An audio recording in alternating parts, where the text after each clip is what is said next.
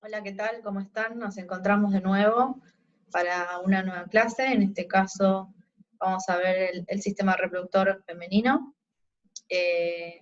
A lo largo de esta clase, y como hicimos y como estudiamos en la clase anterior para reproductor macho, vamos a ver los distintos órganos que componen, distintos órganos y estructuras que componen el sistema reproductor femenino y cuáles son sus funciones, las funciones de cada uno y las funciones en general. Y en una segunda parte vamos a ver con más detalle el proceso de foliculogénesis y la producción de las gametas femeninas. Así que vamos a dar comienzo a la clase de hoy.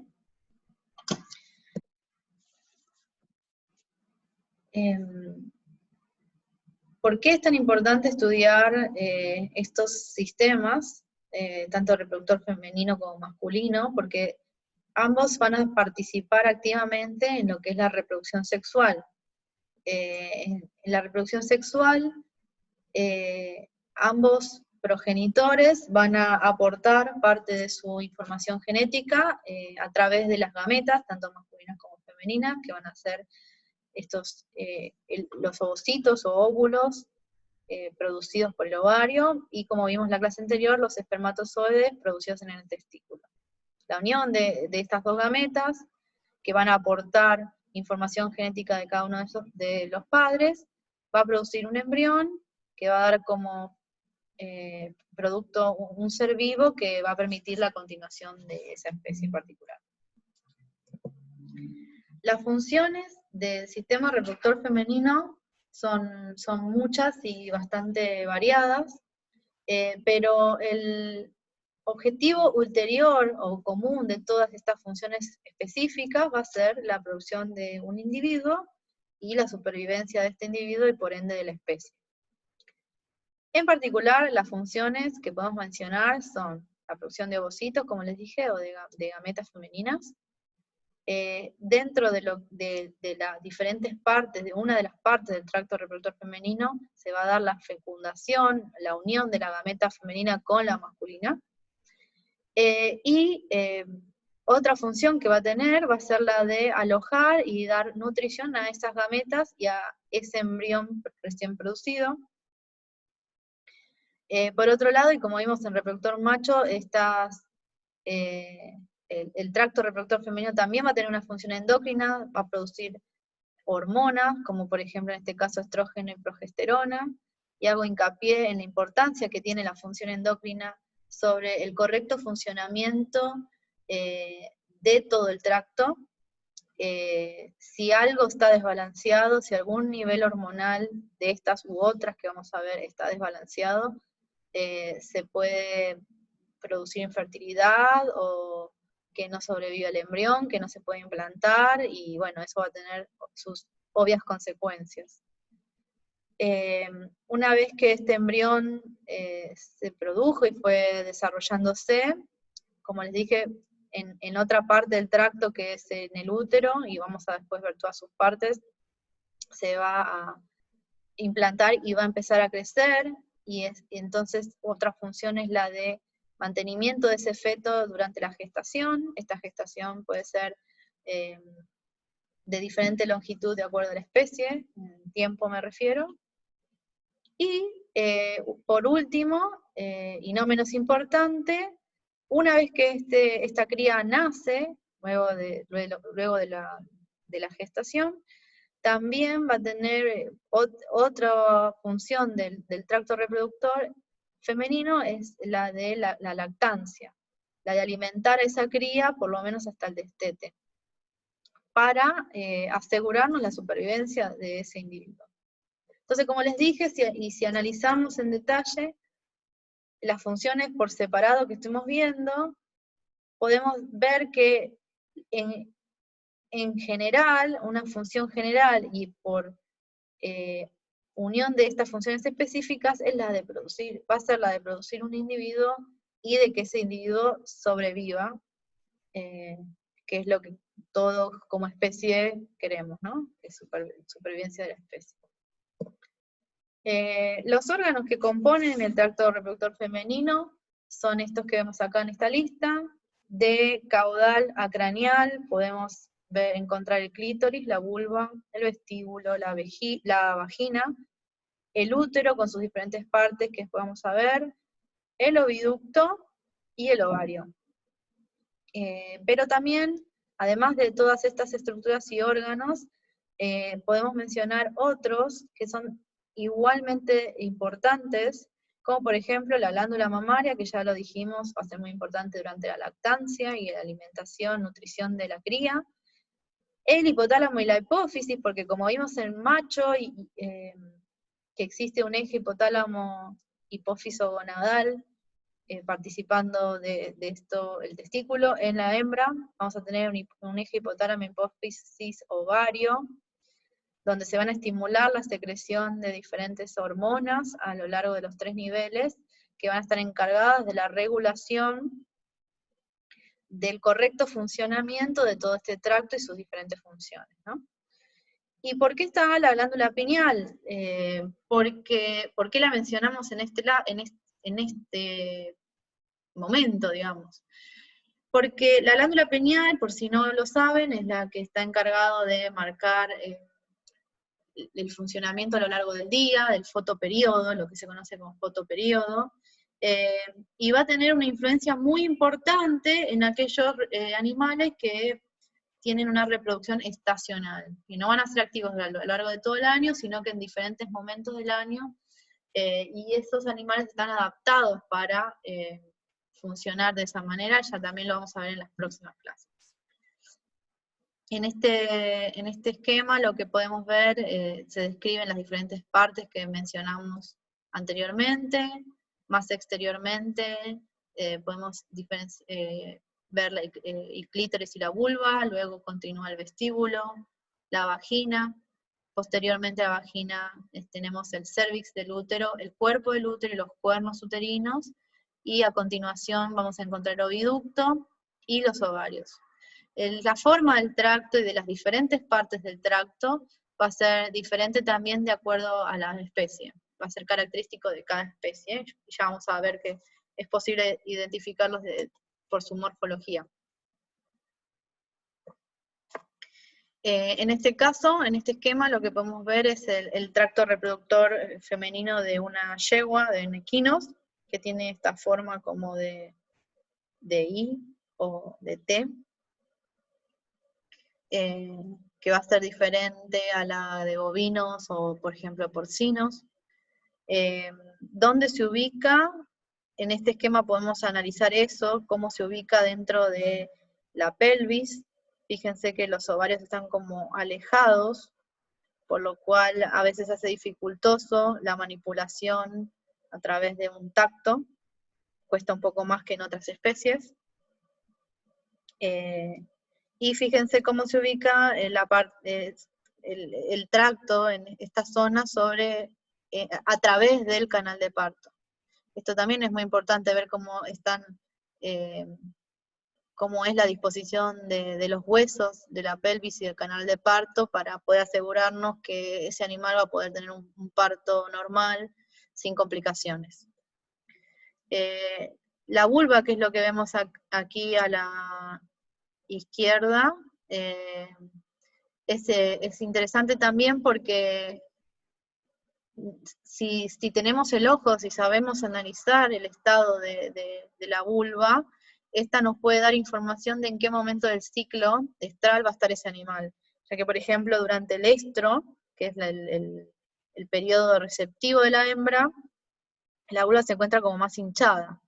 Y esto es una información que le está dando al productor, y que ya van a ver en las clases posteriores que es importante tener esta información, saber en qué momento del ciclo se encuentra la hembra, para saber si se puede ser servida, o si se puede hacer una inseminación, y hacer más eficientes los tiempos de producción, ¿no? En este esquema lo que podemos ver es una vista desde arriba, en la parte de la izquierda, y una vista desde atrás, en una vaca, de la ubicación del tracto reproductor femenino, ¿no? Aquí, en el esquema de la derecha, se puede ver claramente la vértebra sacra, las venas y arterias. En este caso vemos el recto, inmediatamente por debajo del recto se encuentra el útero con sus cuernos uterinos, el cuerpo y los cuernos. Bueno, el oviducto no va a ser tan fácil de divisar, y después vemos los ovarios. Y por debajo vemos la vejiga. Esta información que estamos obteniendo de este esquema es importante saberla y tenerla en cuenta para que entiendan cuando se hace, por ejemplo, una transferencia de embriones o una inseminación, por qué se hace de la manera que se hace a través del tacto rectal.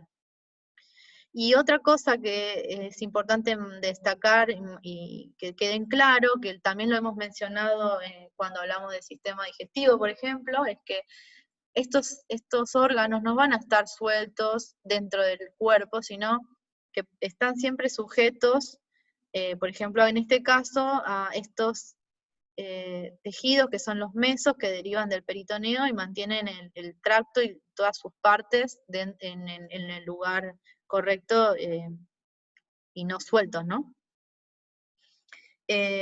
Como les decía, la disposición de los órganos que se ve en este esquema y que vamos a ver en esta siguiente diapositiva, explica por qué o cómo se hace una transferencia, por ejemplo, de embriones, que es lo que se ve en este esquemita aquí abajo, que estoy marcando. Fíjense que como el recto está inmediatamente posterior por encima, inmediatamente por encima del tracto femenino, es posible para el veterinario o la persona encargada del procedimiento de entrar por recto con una mano y tratar de ubicar la zona del útero, o sea, atravesar el cervix y ubicar la zona del útero donde se va a hacer, por ejemplo, la transferencia. Dependiendo de la especie, por ejemplo, una inseminación se va a hacer más profunda o menos profunda, pero a grandes rasgos la forma de hacerlo es entrar con una mano por recto, mientras que con la otra se sostiene la pajuela y se enhebra, como se dice, el cervix, porque el cervix o cuello uterino, por ejemplo en bovinos, tiene unos anillos que son un poco duros, son un poco más duros y difíciles de pasar, por lo cual se enhebra en esa zona para atravesarlo. Ya vamos a ver también que el cervix es diferente en las diferentes especies, lo que va a hacer más o menos dificultoso el procedimiento.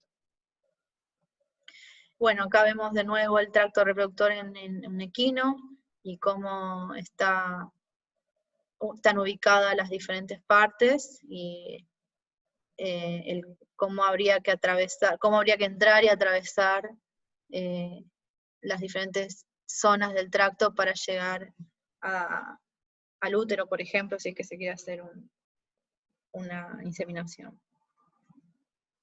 Y también en este caso es importante marcar la diferencia con el bovino, que tiene como unos cuernos que ya vamos a ver como más encurvados, como manubrio de bicicleta, mientras que el equino es más recto y alejado de la parte más exterior, digamos. Lo que son cuernos y obviamente los ovarios, ¿no? Son de más difícil acceso.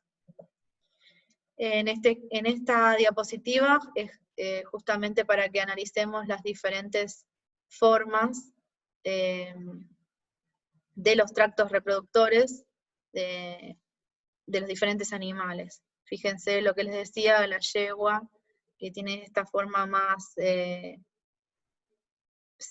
simple o alejada, mientras que en bovinos es como una curva, como un manubrio de bicicleta, como les decía, y el cerdo, que tiene un oviducto y los cuernos son más largos y tortuosos que en el resto de los animales.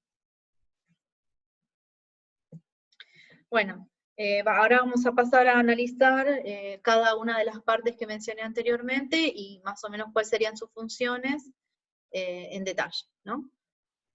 Bueno, los ovarios son las gónadas en las hembras, son 2, vienen de a pares, digamos, y la función más importante, obviamente, es la formación de las gametas, como les dije, de estos ovocitos, que se van a dar a través de todo un proceso bastante complejo y cíclico, que vamos a ver más detalle en la segunda parte. Estos ovarios también, más allá de la función citogénica o de formación de gametas, también van a tener una función endocrina muy importante de producción de las hormonas sexuales femeninas, que vamos también a ver en más detalle.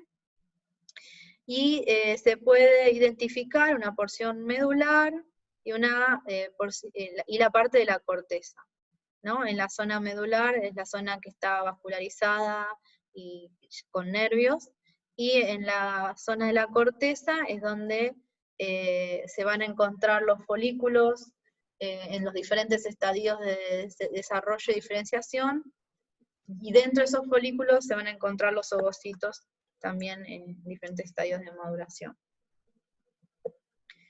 En esta diapositiva, lo que es importante que nos quede claro es que, como les dije en la anterior, y permítanme ir para atrás, el ovario tiene una estructura que se puede dividir en dos, en una parte medular y una parte de corteza, que a nosotros nos hace pensar que la corteza va a ser la parte exterior y la parte medular la parte interior, y es así para la mayoría de los casos, salvo en la del equino, en que lo podemos observar al revés. Fíjense en este ovario, o en este esquema de un ovario, donde se ve la corteza en un puntillado más oscuro alrededor, más en el exterior del ovario, y la zona medular con un puntillado más clarito en el interior, donde se ven las inervaciones y la vasculatura. Sin embargo, en el caso del equino, esto se da al revés, y la corteza está como hacia el interior, y la médula hacia el exterior. Por lo tanto, el ovario equino tiene una particularidad, que es esta fosa de ovulación, que es el único lugar por donde el ovario va a eliminar el ovocito de ese folículo maduro, ¿no? Mientras que en el resto de las especies donde la corteza se encuentra en el exterior y alrededor del ovario, el folículo maduro que va a eliminar ese ovocito en la ovulación puede darse en toda esta zona, digamos. Bueno, acá tenemos unas fotos de ovarios con folículos en diferentes estadios de desarrollo y de diferentes especies, para que seamos capaces de identificarlos, de empezar a hacernos el ojo, y ser capaces de, en un futuro, alguien les muestra un ovario, que me sepan decir, no, este ovario es de tal especie, acaba de ovular o no, no sé, prepúber, etc. Y eso lo podemos hacer mirando, estudiando los ovarios, viendo sus formas, el tamaño, la coloración. En este caso, la foto de arriba a la izquierda es de una vaca, un bovino. No es muy linda la foto, pero igualmente se puede diferenciar dos estructuras bastante diferentes. En este caso, y créanme, yo les digo que acá se ve un folículo antral maduro.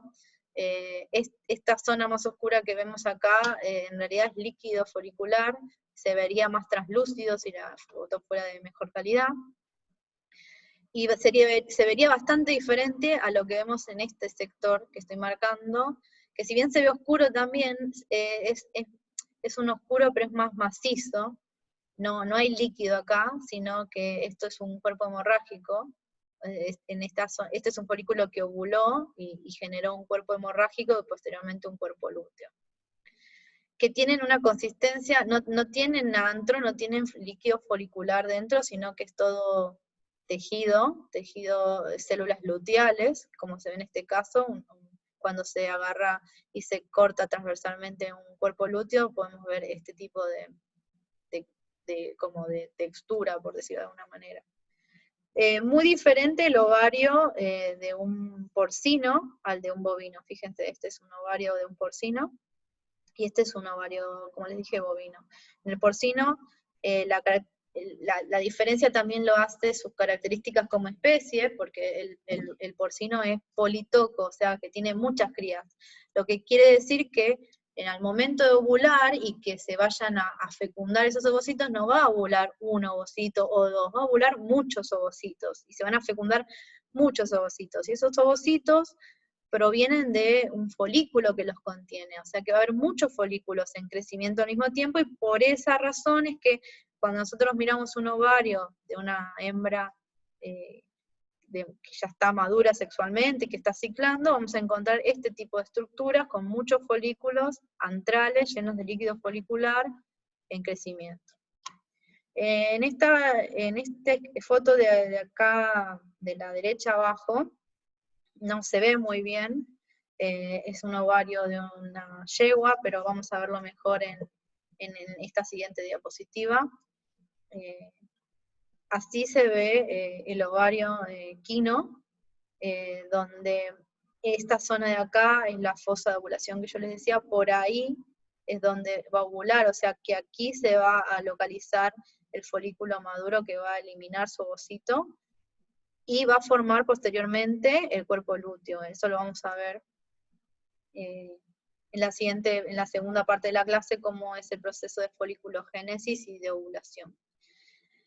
Una vez que el folículo madura y elimina su ovocito, ese folículo se convierte en un cuerpo lúteo, que es lo que vemos en esta imagen de acá, que se ve rojizo, es el cuerpo hemorrágico inmediatamente después que ovula, ubicado en la zona de la fosa. ¿Está bien?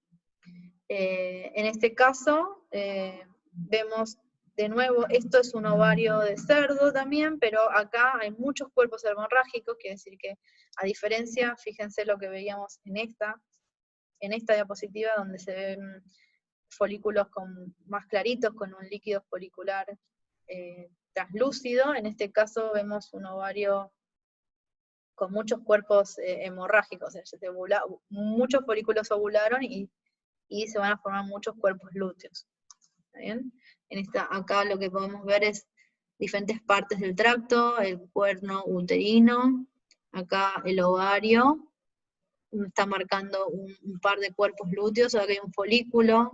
Fíjense que en general la diferencia entre un folículo y un cuerpo lúteo es el tamaño, el cuerpo lúteo es bastante más grande, y el folículo es más pequeño, depende del estadio de desarrollo, y va a ser translúcido si tiene antro y lleno de fluido folicular, y bueno, en esta zona de acá se puede ver el oviducto. Y justamente es el oviducto, la zona que vamos a ver ahora, que es la región que le sigue al ovario, y que en realidad conecta el ovario con el útero. Es la zona donde se va a producir la fecundación, específicamente en la ampolla del oviducto. El oviducto se va a dividir en tres partes: el infundíbulo, la ampolla y el istmo. Infundíbulo más cerca del ovario, va a tener estas fimbrias que son como dedos que van a favorecer la captura del ovocito ovulado. El ovocito va a empezar su recorrido a lo largo del oviducto, y en la zona de la ámpula o de la ampolla se va a encontrar con los espermatozoides que venían viajando desde que entran vagina, van a hacer todo el recorrido, vagina, cervix, útero, cuerpo del útero, cuernos uterinos, y van a entrar por el oviducto, por el istmo, y van a hacer su recorrido, y se van a encontrar en la zona de la ámpula con el ovocito, y se va a producir la fecundación, en el caso de que esa hembra haya sido servida o inseminada, por ejemplo.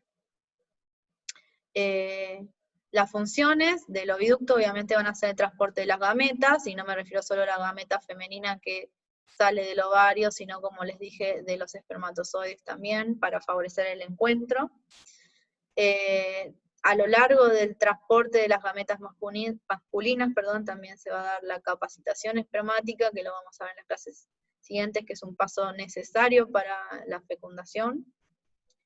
Y bueno, una vez que se produce la fecundación en el ámpula, va a empezar a bajar el cigoto ya fecundado, formando un embrión, hacia el útero, donde se va a implantar, ¿no? La histología del oviducto, respecto a histología, es un epitelio cúbico simple, y también va a tener músculos y cerosas, como les dije, para mantener las cerosas para ubicarlo en el lugar correcto, y músculo porque obviamente va a favorecer, esa musculatura va a favorecer el movimiento y el transporte de las gametas. ¿Está bien? Bueno, acá tenemos una imagen de un oviducto de una vaca y de una cerda, y para que vean sus diferencias. El de la cerda es muchísimo más largo y más tortuoso que el de la vaca. Y como les dije, posteriormente al oviducto se encuentra el útero. El oviducto justamente es lo que va a unir el ovario con el útero. Es el lugar, va a captar el ovocito y es el lugar donde se va a favorecer el encuentro de las gametas, y una vez que las gametas se unen y se forma el cigoto, se va a empezar a desarrollar el embrión, y el embrión a lo largo de, mientras se va dividiendo y desarrollando, va a ir llegando por estos movimientos del oviducto, por la musculatura que tiene el oviducto, va a caer, como se dice, hacia el útero, hacia los cuernos uterinos. El útero está formado por 3 regiones, como dije, los cuernos, lo más inmediato al oviducto, el cuerpo, que es donde se va a implantar. Dependiendo de la especie, se implantan en el cuerpo o se implantan en los cuernos, el embrión me refiero, y el cuello o cervix, que es la zona que se ve acá, más externa, por decirlo de alguna manera.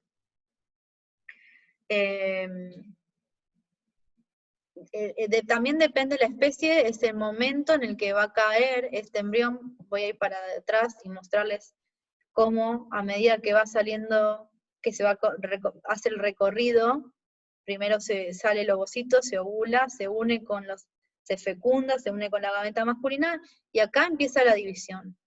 No va a esperar a llegar al útero para empezar a dividirse, la división empieza ya, las primeras divisiones celulares van a empezar en el oviducto, y van a ir, a medida que se van moviendo hacia abajo para ir cayendo al útero, también va creciendo y desarrollándose ese embrión, y el momento en el que llega al útero, que acá dice día 7, en realidad eso depende de la especie, porque por ejemplo en vaca sí es a los 7 días, pero por ejemplo en cerdo llega antes, llega a los 4 días. Acá lo que vemos es el esquema el tracto reproductor femenino de 2 especies diferentes para lograr empezar a hacernos ojo y diferenciar esto. Este es el de una vaca y este es el de una yegua. Fíjense lo que le decía en la forma de los cuernos uterinos y de dónde se ubican los ovarios. Respecto del útero, acá vemos en ambos casos el cuerpo del útero, el cervix y los cuernos, que lo que más se diferencia entre una especie y otra en este caso son como la disposición de los cuernos uterinos, ¿no? La histología, en cuanto a la histología del útero, podemos diferenciar 3 zonas, el perimetrio, el miometrio y el endometrio. El perimetrio, como su nombre lo indica, es la zona más externa, y está formado por cerosas que corresponden al peritoneo visceral. El miometrio es la zona intermedia, está formada por músculo, como su nombre lo dice, de miometrio. Es la capa media, digamos, y es músculo liso. Y esta zona, esta parte de muscular, es la que va a cambiar bastante durante el embarazo, va a aumentar sus paredes musculares por hipertrofia e hiperplasia.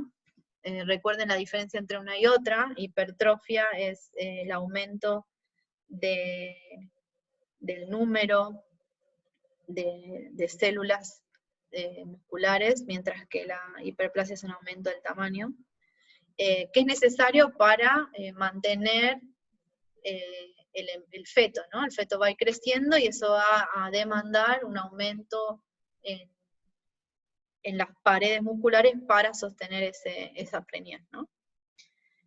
Y por último, el endometrio, que es la capa más interna del útero, que está formada por un epitelio cilíndrico simple, ciliado en yeguas y estratificado en rumiantes y en el cerdo.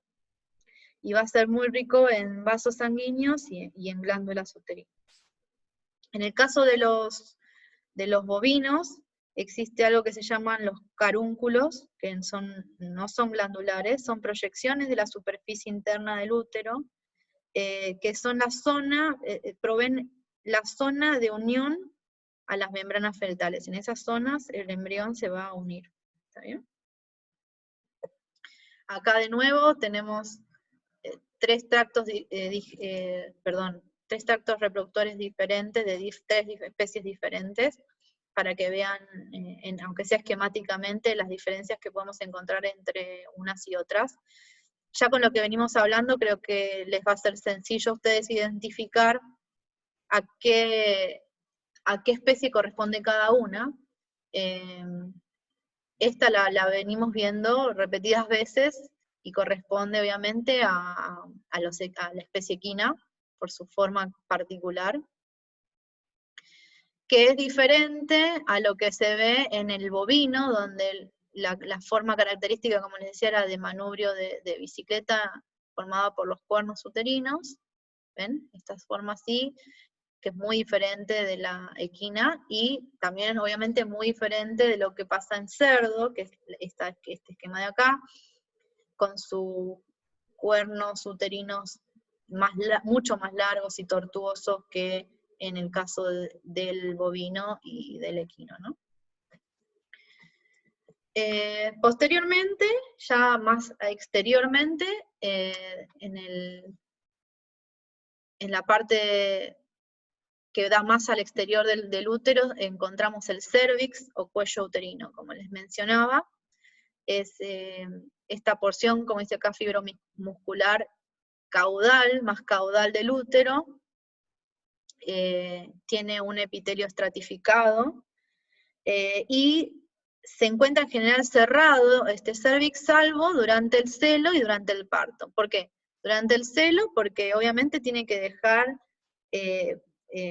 dar paso a la entrada de los espermatozoides para la fecundación que va a hacer en ese momento. O sea, en el estro es cuando la hembra va a estar receptiva al macho, y entonces ese cervix, también por respuesta a hormonas que se van a secretar durante ese momento, particulares y en determinados niveles, va a estar abierto para poder recibir la llegada de los espermatozoides, ¿no? Y durante el parto, obviamente, porque se tiene que abrir para permitir la salida del feto. Fíjense acá lo que les decía, cómo se ve en esta foto las diferencias en cuanto a el cervix en una vaca, en una oveja, que es bastante tortuoso, y fíjense el de la cerda, qué estructura tiene, lo cual va a hacer que se tenga que, para hacer una transferencia de embriones, un servicio, una inseminación, cómo hay que enhebrar todas estas, ¿cómo se dice? Estos movimientos que tiene esa tortuosidad que se ve ahí. Bueno, ya pasando a otra zona del tracto, lo que vamos a encontrar es la vagina. La vagina va a ser, la función que va a tener va a ser el canal de parto y el receptáculo al miembro del macho durante la cópula, y a través de ella también se va a expulsar el feto, obviamente, y la placenta. Más exteriormente a la vagina vamos a encontrar la vulva. La vulva es la zona, como dije, más exterior. Se va a encontrar contraventral al ano, y consta de dos labios y dos comisuras, y en ella se encuentra también el clítoris, que es un órgano bastante enervado y eréctil. Esta zona es la que hay que tener mucho cuidado y limpiar y mantener muy estéril cuando se hacen procedimientos como los que mencioné de transferencia o de inseminación, porque toda la manipulación puede llevar a una infección o se ensucia y se infecta, y bueno, se pueden dar enfermedades como contagios con virus, y bueno, hay que tener mucho cuidado y limpiar mucho la zona antes de cualquier procedimiento. Por último, tenemos el vestíbulo, que es la zona que se encuentra entre la vagina y la vulva. Lo que da el indicio de que estamos en esta zona, pues porque el vestíbulo se localiza, en el vestíbulo se localiza el orificio uretral. Entonces esto nos va a marcar la zona donde está el vestíbulo, que es el orificio, por ejemplo, se ve muy mal, pero lo están marcando acá. ¿Está bien? Acá tenemos el clítoris, los labios de la vulva, y este es el orificio uretral y la vagina. El vestíbulo se encuentra en medio de la vagina y la vulva. Bueno, hasta acá llegamos con la primera parte de la clase, y ahora vamos a continuar en una segunda parte vamos a ver en más detalle qué es la foliculogénesis, que yo ya estuve mencionando, los folículos, cuerpos lúteos, para que se entienda mejor cómo es todo este proceso de desarrollo de la foliculogénesis, y que da como consecuencia y como último paso la ovulación, para posteriormente producir el cuerpo lúteo, que también va a tener una función endocrina muy importante, y una correcta función reproductiva global.